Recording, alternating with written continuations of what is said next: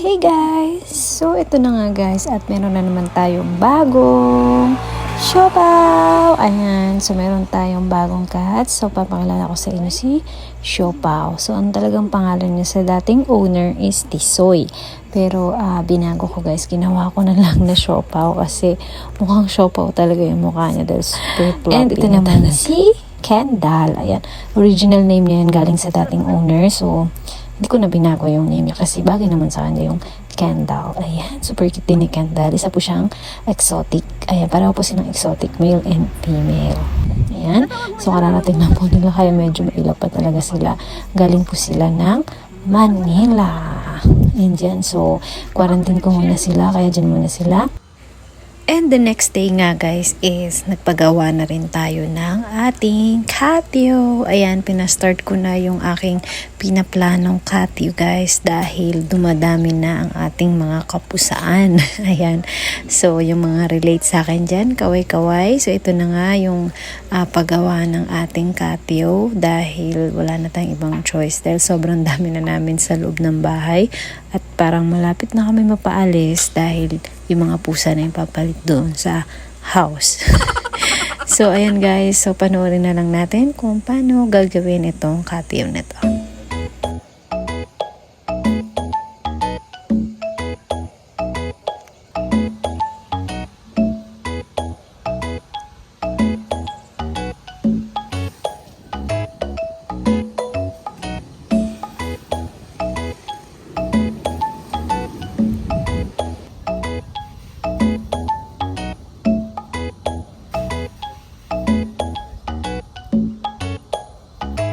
May nauuna. Miming! Nauna ka pa talaga dyan. Ako muna. Nauna ka pa talaga. Nakatingin sa'yo si Tisoy, oh. Si ayos to. Nauna pa sa amin. Sa'yo, oh. Naunahan ka pa niya, Tisoy, oh. Yun na siya. Relax, oh.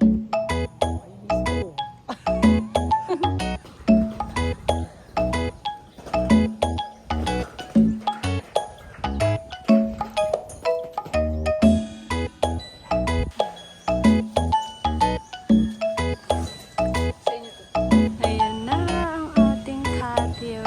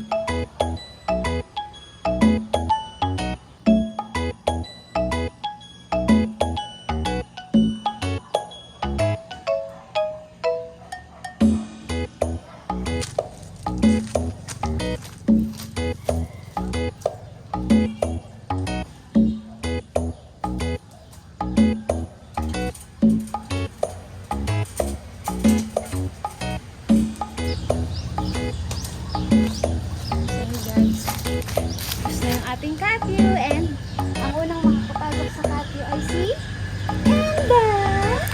Enda! Alit ko na, nakalit ko.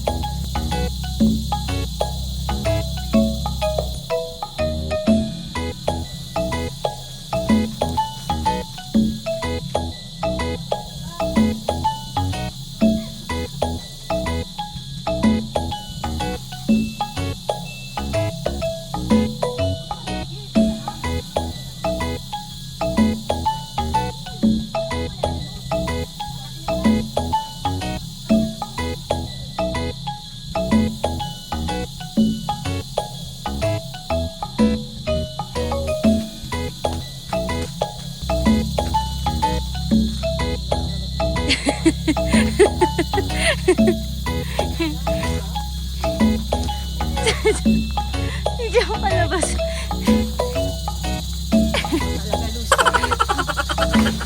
Ang ganda na. Charan! Hindi pa tapos. Ayan. Marami pang kailangan gawin. Lagyan lang tayo ng halaman. Hi!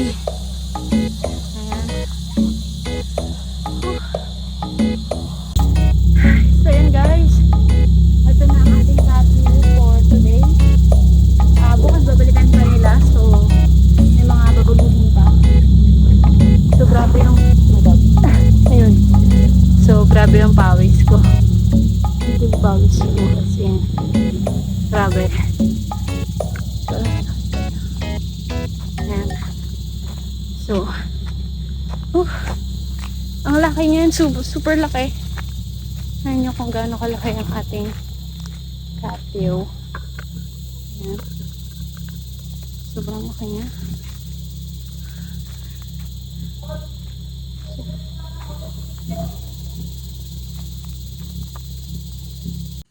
Ayan yung ating catio.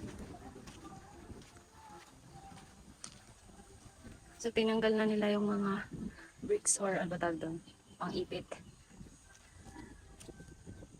So yung kulang na lang is yung ating fake grass. Ayan siya. Super nice. So ito pinaayos ko rin. Medyo matulis pa rin.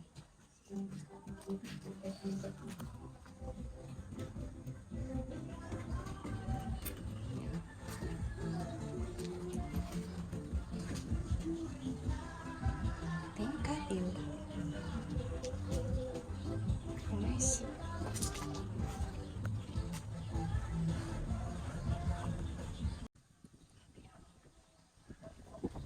And meron din ako prepare dito. So ito. Inayos natin ito kasi pag umuulan, dyan yung dulo lahat. Ayan, bubungan pa.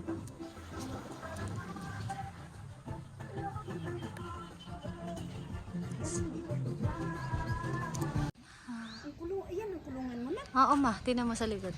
Sino gumawa? Yun nga sila. Oo.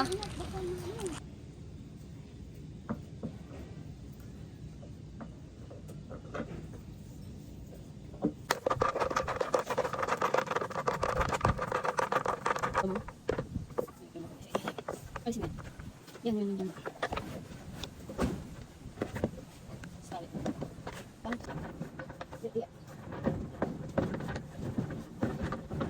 So guys, puntahan natin yung ating pinagawang catio para sa aking mga babies. So itutur ko muna kayo dito. Ito yung muna yung una kong itutur sa inyo yung pinagawa natin dito sa coffee shop kasi nga pag umuulan nababasa yung ating ref kaya pinalagyan ko ng ganyan. And dito na tayo sa ating catio. There you go. Ayan na yung ating catio. Super nice. Ayan, so meron na rin tayong mga rules dito para sa ating cats. Ayan, nakita nyo guys ang ating mga para sa mga titingin sa kanila. Ayan, meron na tayo ditong mga reminders bago pumasok dito sa catio. So hindi ko pinalagay yung pintuan dito sa harap. Ayan, ito yung coffee shop. So dito ka dadaan. Hindi ko pinalagay dito para hindi diretsong makakapasok agad. Babasahin mo na yung reminders. So dito yung ating labas. Ay, labas. Ito na yung ating gate, pintuan. Ayan, so may alcohol din dito. Ayan, and bumili pa ako ng sleeper para pagpapasok. Hindi mo suot yung sleeper mo sa galing sa labas. So, ayan, tulog sila. Si Shipo kinulong ko kasi, at saka si Oslo kasi nga nag-aaway yung mga lalaki dahil nag-hit yung aking exotic na girl. Asa na yun? Nakasara lang natin.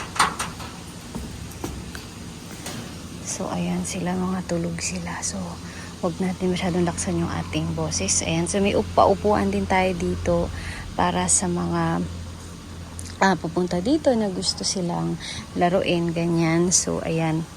So, sobrang relaxing dito guys and mahangin. Kaya, kita nyo naman ng mga anak ko, super relax. Ayan, si Oslo, ang aking Scottish. Napakalaki yan guys, super laki. And ito naman yung ating bago, yung ating exotic. Ayan, na malaki din. And ito si Shippo. Si Shippo, hinulong ko din kasi nag-aaway sila nitong white. Kaya, ganyan, kulong-kulong muna sila. Antayin ko muna na magkasundo silang lahat bago po sila ay out. So, ayan, meron na rin tayong nilagay dito na pag-scratchan nila. So, ito, nakadugtong talaga tong dalawa na to. Kaso lang, hindi siya magkasya dito. So, dapat pala sinukat namin yung taas niyan. So, si Francis kasi ang bumili niyan. Kaya, ayun. So, ayan na sila guys. Tulog pa sila. And meron pa akong 3 cats. Si Bella, si Bagheera, and si Leia sa taas ng house. So, hindi ko pa sila binababa dito sa cafe. Kasi nga, ino-observe ko pa kung kasya ba sila or komportable ba sila sa kanilang mga sleeping. So, nakikita nyo naman, komportable itong ating exotic dito, si Siopaw. So, Tisoy ang dati niyang pangalan, pero ang tawag ko sa kanya ngayon ay Siopaw. So, ayan. Si Oslo talaga, sobrang sanay talaga siya sa cage. Kasi nung kinuha ko siya sa dating breeder, talagang naka-cage siya. Kaya, minsan kahit pinapakawalan ko siya dyan, ayaw niya kumakapit siya sa kulungan. So, ayan. Mas nare-relax siya sa cage. Tapos, nung pinakawalan ko nga siya one time, kahapon o nakarang araw, nag-away sila nitong white, as in nagbugbugan sila, puro dugo itong puti, and si Shippo rin, nag-away rin to silang dalawa. Kaya ngayon, ganyan muna para for the meantime makapag-adjust sila and maging komportable sila sa isa't isa. So ayun guys, ang ating catio. And okay naman. So dito bibilihan ko ngayon ng blinds. Kasi ang araw pag morning nandoon. Kaya bibilihan natin ng blinds. Para pagka morning, hindi sila masyadong maiinitan. Okay. So ayun lang guys. So kailangan din natin hubarin yung sleeper kapag papasok dito. Para yung mga bacteria na galing sa sleeper, hindi natin maipasa sa mga cats. So ito yung mga food nila and water. So tara na guys, dahil nagpapahinga pa sila. Ayun lang guys, thank you so much for watching this video. Ayan na yung ating catio, and sana nagkaroon din kayo ng idea sa mga gustong magpagawa ng catio. Ayan, para ma-experience naman nila yung outside world ng mga babies natin. Ayan, so thank you so much for watching. Bye!